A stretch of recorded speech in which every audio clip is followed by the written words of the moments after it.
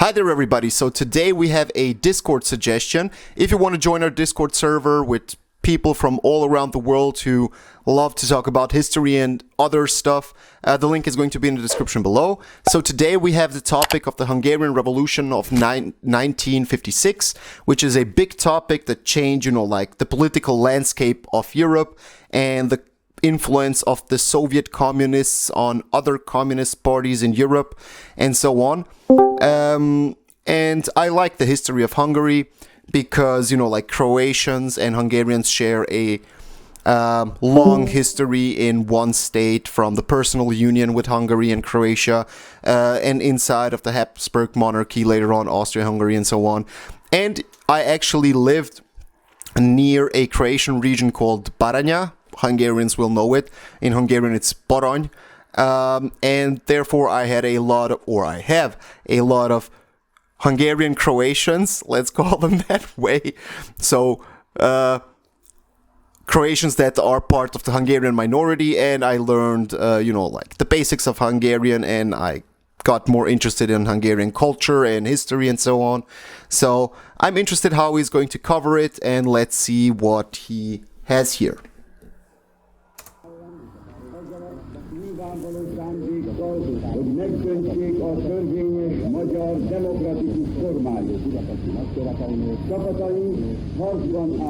Imre Nagy.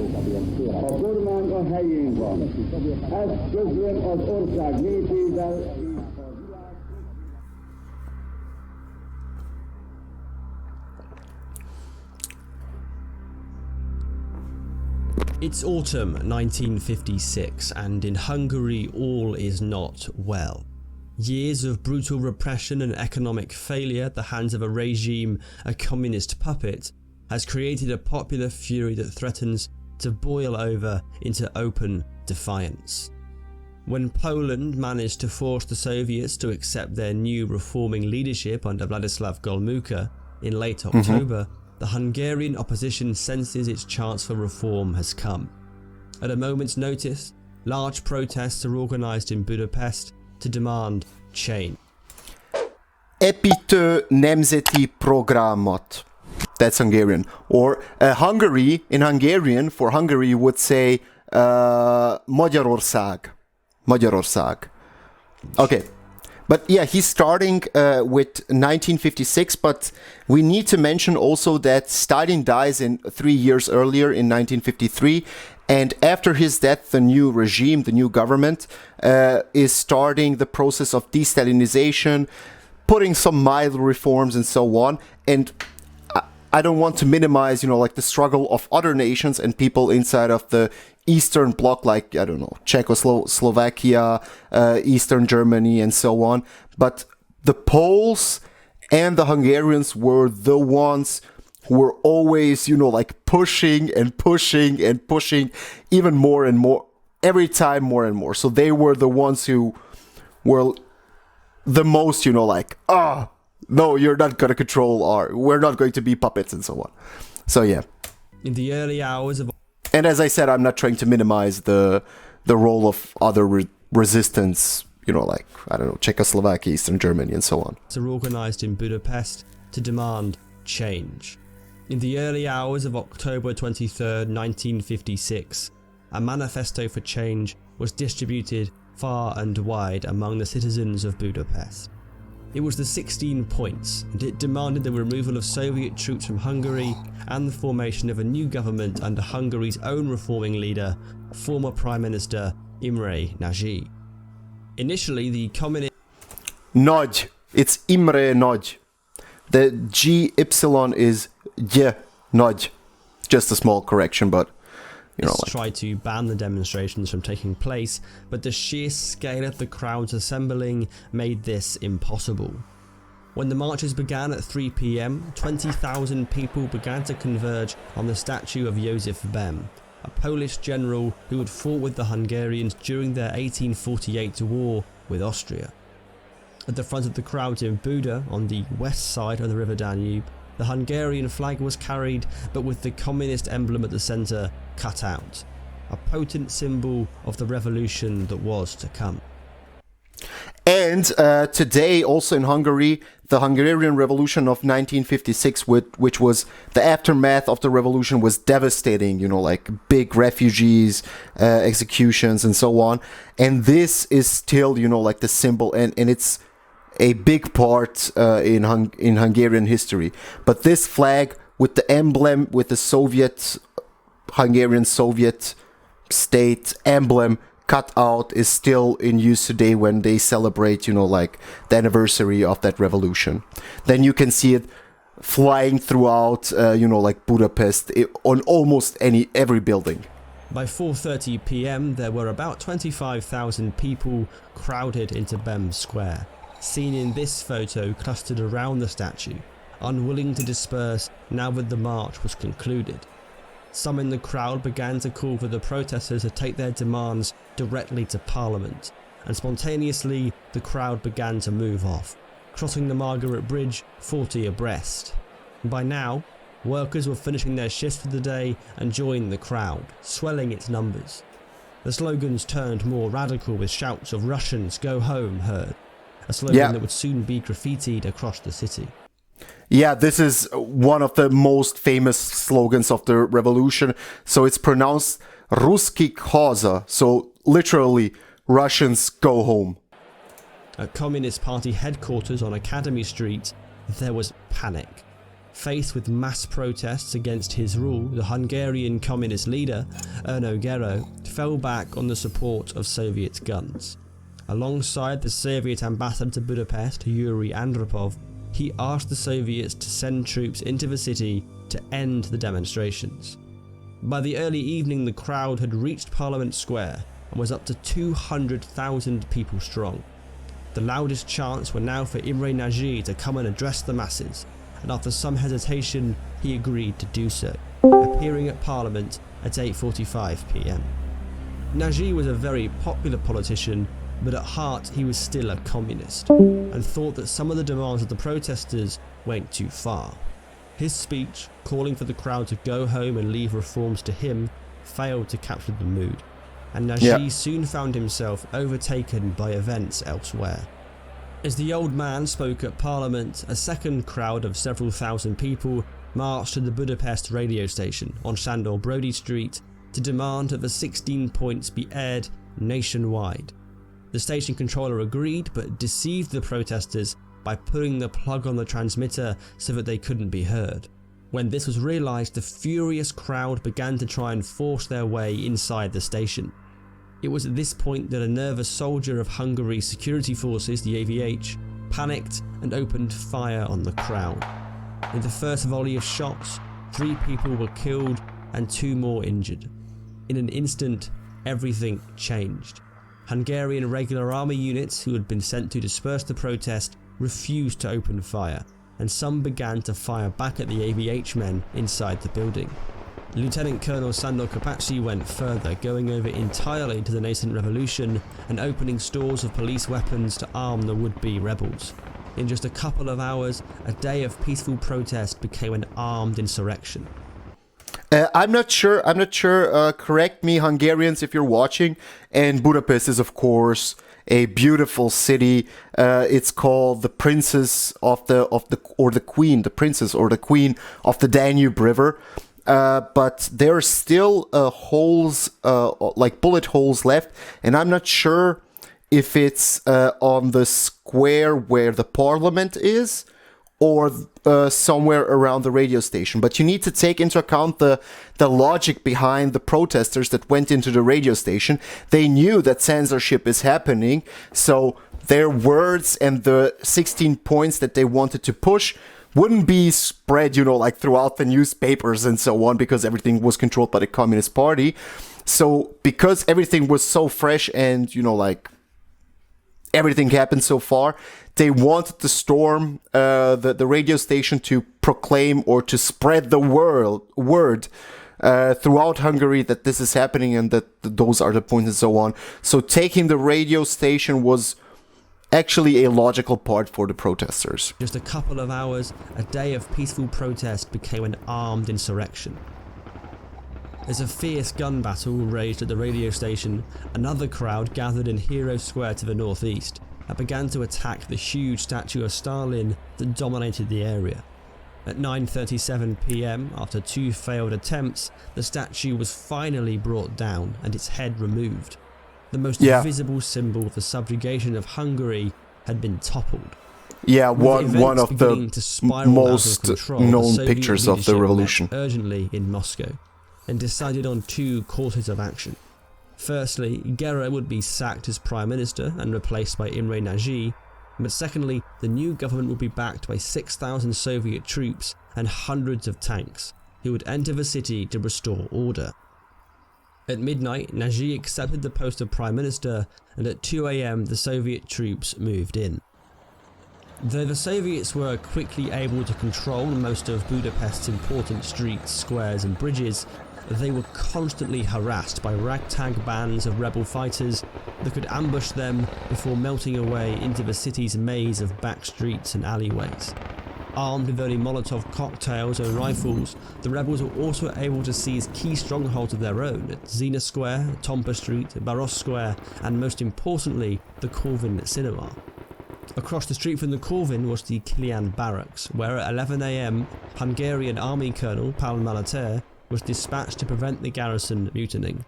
When he arrived, Just an interesting note, the city of Budapest wasn't Budapest for the most of the time of the existence, like how people lived here. So Budapest is considered of Buda, which is on this side of the river, so on the other side of the parliament, where also the Buda fortress is, and Pest is actually this side where most the parliament is and most of the residencies. He found Soviet tanks laying siege to the cinema and quickly realised that the rebels were not in fact fascist reactionaries, but ordinary Hungarian citizens. With that, he rang the defence ministry and announced he was going over to the revolution. With the Soviets forced to withdraw, a small corner of Budapest fell firmly under rebel control. The one thing that the Soviets always did was every time when a revolution or whatever happened, like an uprising or a revolt or anything, they would always say, those are fascists, they're trying to, counter-revolutionaries, they're plotting with the West, they're that and that and that, which wasn't the case in Hungarian. It was literally ordinary people just went into protest and they were fired upon, and then they took weapons to defend themselves. And the thing is, the Soviets' plan was they appointed Imre Nagy as the prime minister, but they also installed a different government or a second government or people that were placed, I think they were placed in the east, I'm not sure, but I think in the city of Debrecen, but somewhere in eastern Hungary. And then the Soviets said, no, Imre Nagy is not, the legitimate prime minister of Hungary. It's this, leadership that's in the east. And of course, the leadership, the second leadership, called for the intervention of the Soviets, and the Soviets just legitimized it because they said, hey, look, the legitimate government that we approve wants us to intervene. So we're intervening. And you need to take in, By this time, it wasn't just Budapest defying the Soviet Union, but towns and cities across Hungary. Demonstrations and uprisings were reported in Debrecen, Miskolc and Chapel, just south of Budapest. In the afternoon, Imre Nagy made a nationwide radio broadcast to call for calm, but he was still stuck thinking in terms of reforming the communist system, not destroying it, as many rebels now wanted. He was ignored. Just to add 2 cities, Miskolc, Debrecen, Budapest, but also Győr and Szeged. Those were also 2 big cities. In Szeged, I think students went into protest. But not destroying it, as many rebels now wanted. He was ignored. Late on the 24th, with Budapest still not secured, the Soviets were reinforced by an additional 14,000 troops. But this made little difference. The Red Army was still unable to fully destroy any rebel strongholds because of a ban on the use of aircraft or heavy artillery. In the afternoon of October 25th, the communists continued their record of disastrously mishandling tense situations. When a crowd once again gathered to peacefully protest in Parliament Square, it was suddenly fired on by both Soviet troops and AVH men. 75 were killed and 282 wounded in an action that further inflamed the situation in Budapest. Hundreds of new volunteers flocked to the rebel bands, helping to expand the area held by the rebels around the Corvin Cinema and seize a new stronghold at Zygmunt Lorić Square. About 2,100 rebels were now under arms inside the city. One of the best quotes is, "Wherever there is power, there is resistance." And, you know, like, as you can see, as much as the Soviet Union intervened in Budapest, the more and more the revolutionaries gained power and support. So as more and more repressive they got, the revolutionaries grew in number and support. So it wasn't effective, but still they crushed the revolution. Buoyed by this success, over the next couple of days the strength of the revolution reached its peak. The towns and cities of Beeks, Debrecen, Győr and Miskolc all fell under full rebel control. The defenders of the Corvin Cinema destroyed 4 Soviet tanks as they repelled yet another assault on their position. In this photograph you can see the aftermath of the assault, with the Kilian barracks opposite severely damaged and destroyed Soviet tanks littering the road. On October 27th, Imre Nagy announced a new cabinet that included 4 non-communists, naively hoping that this gesture would be enough to calm the violence. What Nagy failed to recognise was that with hundreds of tanks on Budapest streets and over 300 civilians already dead, the public did not really care that a former Social Democrat had been made Minister for Foreign Trade. Nagy's new cabinet was met with rejection from rebel groups and the public at large, prompting him to finally realise that he had to go much further. Meeting with Soviet envoys to Budapest, Anastas Mikoyan and Mikhail Suslov, Nagy began to negotiate for a ceasefire and pushed for many rebel demands to be accepted, including the disbandment of the AVH security forces. Late into the night, an agreement was reached, and after a final attack on the Corvin on the morning of October 28th, a ceasefire was declared at 1:20 p.m. As the sound of gunfire died away, both sides counted their losses. In 4 days of fighting, over 1,000 Hungarians and 500 Soviet troops had been killed. At dawn on October 29th, it was announced that the Soviets would be withdrawing from Budapest as part of the ceasefire.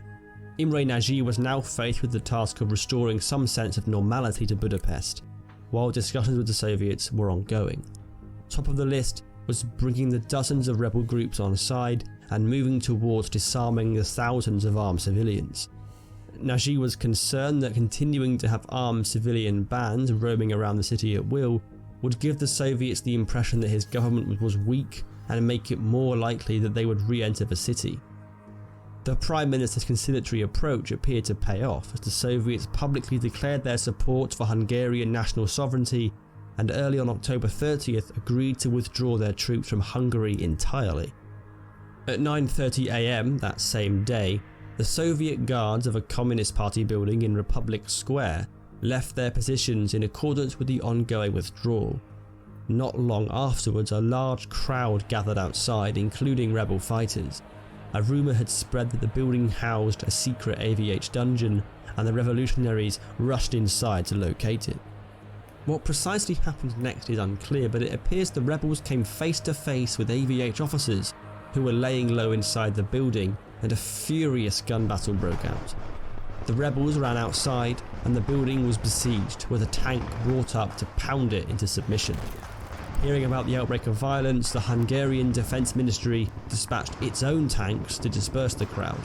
However, when the tanks arrived, the sight of another Hungarian tank already present and firing on the building confused them, and rather than prevent the violence, the soldiers joined in with the attack on the building. Not long. Of course, in the Western media, the Hungarian Revolution was actually cheered on, let's say it that way, cheered on and supported, but eventually they didn't, like it was more of a moral support than in material and in people wise and so on. But the country that sent a lot of support, like material and physical and moral support, was actually Poland. One of the most notable things what the Polish did is they donated a lot of blood to help the wounded Hungarian ones. It was sent via the Polish Red Cross to Budapest. Long afterwards, at about 2:30 p.m, a man emerged from inside waving a white flag. He was shot on the spot, and the building was then stormed. Once it was captured, a flag was raised, as you can see here, and then AVH prisoners were brought outside. One by one, or in small groups, the officers were dragged out into the street, beaten and then shot. Some were hanged. 23 were lynched in total, in an outbreak of brutality that was captured on camera and shocked the world. The violence against communists, which had spread around the entire nation at this point, and the inability of the Hungarians to do anything about it, horrified Suslov and Mikoyan. Late in the day, they sent back a very pessimistic report to Moscow, expressing fears that the entire Hungarian army might go over to the revolutionaries. This report, which gave detail about the attack on Republic Square, gave the impression of a government losing control of its own capital, and was read with great concern by Nikita Khrushchev.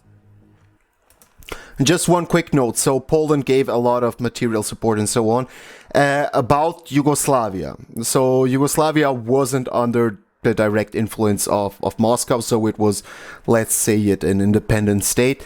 They actually supported the reforms that Imre Nagy was pushing for, but as the revolutionaries went more, let's call it radical, so out of the norm, pushing for, a total Hungarian sovereignty and so on, the Yugoslav government was, backing more and more up. Why? Because the tensions between Yugoslavia and Moscow were pretty big. It almost escalated in a war between those two countries or powerhouses. Well, Yugoslavia back then wasn't that much of a powerhouse, but okay. While Stalin was alive, but after Stalin died, the relationships between the new government and Yugoslavia started to promptly improve, and if they openly supported Hungary, the relations would soar again. So they were kind of, okay, reforms are nice, because Titoism, or the form of socialism, communism, whatever you want to call it, that was in Yugoslavia, so Titoism, said that every country has its own way to socialism or communism. So reforms were supported for Hungary, but not all the radical, as I said, those reforms that were too way out of the norm weren't supported. News of this deteriorating situation in Budapest came at the same time as reports of protests in Romania and Poland, and the Soviets began to worry that unrest could destabilise their European empire. At a meeting of the Soviet Politburo on October 31st, it was decided to reverse the announcement of the previous day and to now take military action against the Hungarians. It was judged that it would take 3 days to prepare the troops needed for a quick and overwhelming victory, so November 4th was set as the date for the invasion of Budapest. All that remained was for the Hungarians to be kept in the dark about the Soviets' true intentions, and to that end, Mikoyan and Suslov were recalled from Hungary. Only the silver-tongued diplomat Yuri Andropov would remain in Budapest to give the appearance of normality. From the early hours of November 1st, the Hungarian government got reports of Soviet troop movements back in. One word that is today used in politics, and I hear it a lot of in in U.S. politics used the term tanky. Look it up. It has to do with the Hungarian Revolution in 1956. Just look it up. I'm not going to explain it. But the term tanky refers to those people, those communists inside of Europe who wanted the Soviets to intervene with tanks to crush the revolution. Into Hungary. Initially, Nagy believed assurances from Andropov that these were routine, but after repeated meetings during the day, he finally lost his patience. At a 5 p.m. cabinet meeting, he proposed that Hungary withdraw from the Warsaw Pact and declare its neutrality. This was accepted unanimously, but János Kadar, a young cabinet member who had been made party boss in the wake of Gero's dismissal, was noted by Andropov to be unenthusiastic. János Kadar. János Kadar. Nagy broadcast his decision on the radio at 8 p.m, and at the same time, Kadar was taken by car to the Soviet embassy, informed of the imminent assault on Budapest, and persuaded by Andropov to defect to the Soviet Union. The next day, still...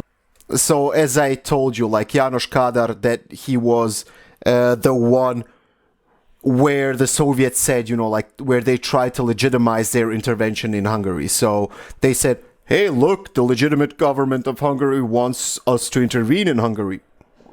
We're just following their wishes. Playing for time with the Hungarians, Andropov agreed to begin negotiations on a timetable for Soviet withdrawal from Hungary. Pál Malata, now appointed Minister of Defence, led the Hungarian delegation, and the talks began at 2 p.m. on November 3rd in good spirits. As a gesture of goodwill, Malata sent Hungarian tanks back to barracks and agreed to conclude the talks that evening at a Soviet military base to the south of Budapest. That evening, Malata was warned by both his wife and his deputy that it could be a Soviet trap, but he resolved to go anyway. After arriving at 9:45 p.m, the talks went as planned, and Malata reported to Nagy and Major General Béla Király, the commander of Budapest's defences, that all was well just before 11 p.m. Then, about an hour later, a dozen Soviet policemen led by KGB chief Ivan Serov stormed into the negotiation room and placed the Hungarian delegation under arrest.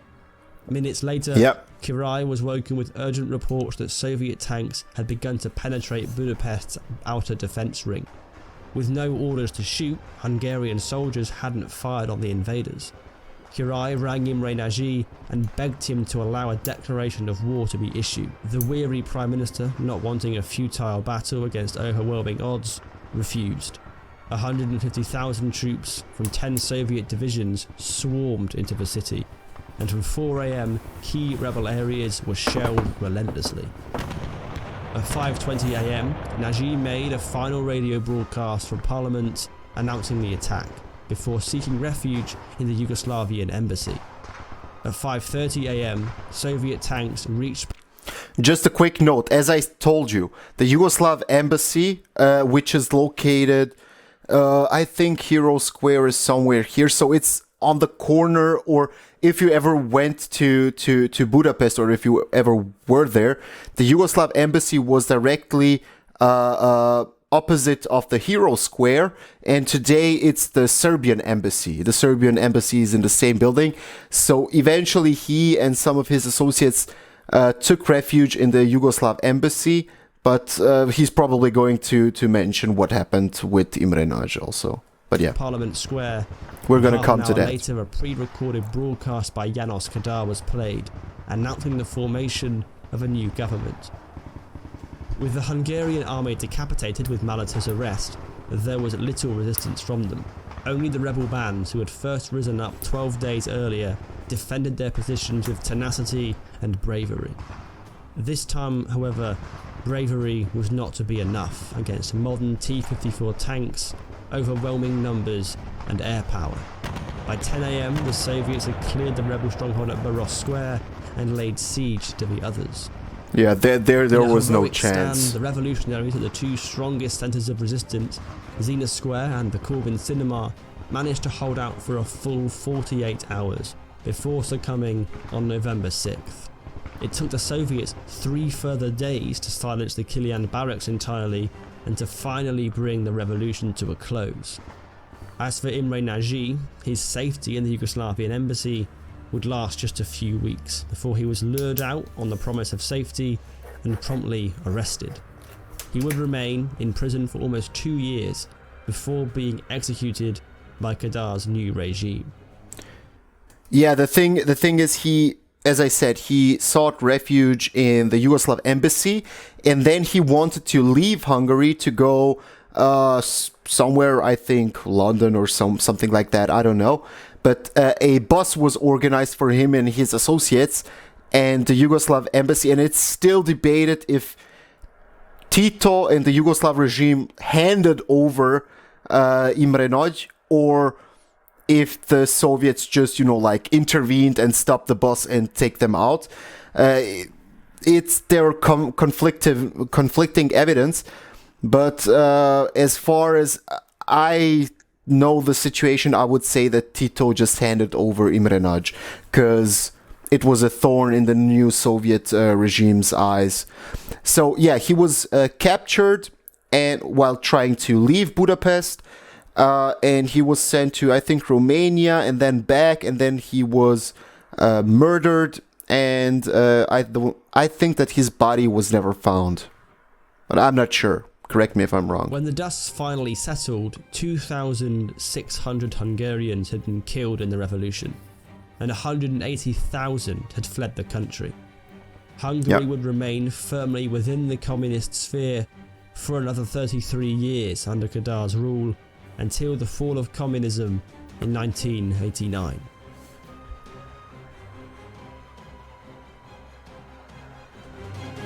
Okay, nice video. Okay, just a quick note on the refugees. Yeah, it was a big crisis, and all the world media covered it, and the Soviets tried to repress all the information that the Hungarians tried to push out and to gain more support from other countries, especially Britain and the US. But it spread out, and oh god, what did I want to say? And the refugees that left Hungary, they went to the Austro-Hungarian border, so they crossed there, and a lot of refugees also went into Yugoslavia, into today's part of Serbia called Vojvodina, and the Croatian part called Baranja, and a Croatian city called Osijek. And there is still, if you're Hungarian, look it up, there's still a statue for remembering the refugees, the Hungarian refugees, but they all fled to the west, so Western countries, especially as far as I know, the US and Great Britain. Great video, a lot of details. I mean, I know general stuff about the revolution, but not every day and every second what happened exactly. So it's hard. It's great to learn something new every day. Okay, go check him out. As I said, the original link is in the description below. Give them your love and support. Click on his video, support him, and if you want to be part of this community, just hit the subscribe button and the notification bell so you get notified when new videos come out. And until next time, see ya.